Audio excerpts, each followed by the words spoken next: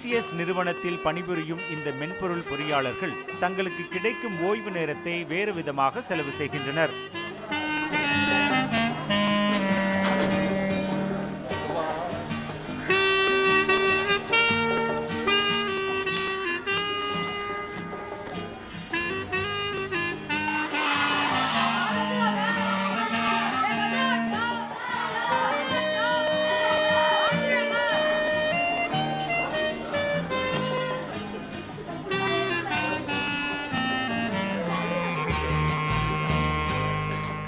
பல்வேறு குற்றங்களுக்காக சிறை சென்ற பெற்றோர்களின் குழந்தைகளுடன் இந்த இல்லத்தில் தங்களது ஓய்வு நேரத்தை செலவு செய்வதோடு அவர்களுக்கு உதவியும் வருகின்றனர்.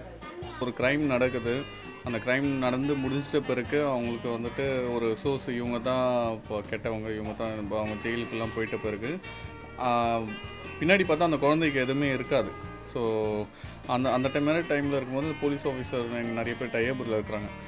அவங்க வந்து என்ன பண்ணுவாங்க, இதுமாரி நீங்கள் எடுத்து சப்போர்ட் பண்ணுறீங்களா, இதுமாரி உங்களால் முடியுமான்னு கேட்பாங்க. ஸோ நான் எங்கள் டீம் கிட்ட பேசிவிட்டு அப்படி கேரி ஃபார்வர்ட் பண்ணிவிட்டு நான் ஸ்டார்ட் பண்ண ஆரம்பிக்கிறேன்.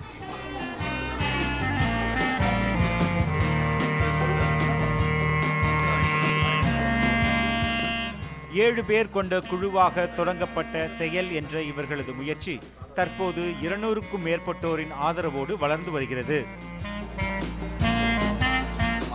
குழந்தைங்க பார்த்தீங்கன்னா மேக்ஸிமம் பார்த்தீங்கன்னா பிலோ 5 இயர்ஸ் ஆரம்ப காலத்தில் வரும்போது ஒரு குழந்தைக்கு வந்து ரொம்ப கஷ்டமாக இருக்கும். புது என்விரான்மெண்ட், நம்ம படிப்படியாக அவங்களோட சைக்காலஜி நம்ம புரிஞ்சுக்கணும். ஏன்னா அவங்களுக்கு புதுசாக இருக்கும் இந்த இடம். அவங்களுக்கு வந்து புரிய வைக்கணும். நம்ம அவங்களோட பழக ஆரம்பிக்கணும். கொஞ்சம் கொஞ்சமாக பழக ஆரம்பித்து அவங்க எண்ணம் எப்படி இருக்குது, அவங்க தன்மை எப்படி இருக்குது நம்ம புரிஞ்சுக்கிட்டு அவங்கள மிங்கிள் பண்ணிவிட்டு ஒரு குழந்தைய மிங்கிள் பண்ணும்போது ஆட்டோமேட்டிக்காக டே பை டே வந்து அவங்க மாறி ஹாப்பியாகிடுவாங்க, சந்தோஷமாகிடுவாங்க. தங்களது வார விடுமுறையை அன்புக்காக இயங்கும் இந்த குழந்தைகளுடன் செலவு செய்கின்றனர் இந்த இளைஞர்கள். மேலும் தங்கள் குழுவில் உள்ள ஒவ்வொருவரும் தங்களது பிறந்த நாளை இந்த குழந்தைகளுடன் கொண்டாடி மகிழ்கின்றனர் என்பதும் குறிப்பிடத்தக்கது. சுகிர்தா தமிழரசனுடன் Felix Gerald, red pix news.